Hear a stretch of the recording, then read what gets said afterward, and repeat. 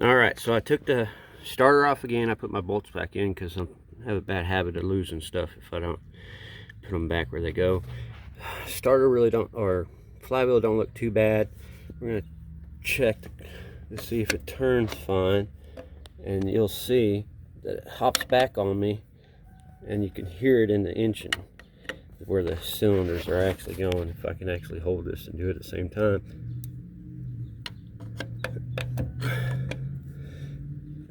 A lot of pressure trying to turn it, but you can hear that cylinder move up inside the engine. I don't know if you can hear it with the video, but the flywheel seems okay with me.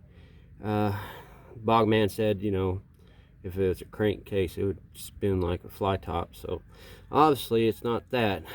The only thing I can think of is something within the guts of this starter just don't want to work.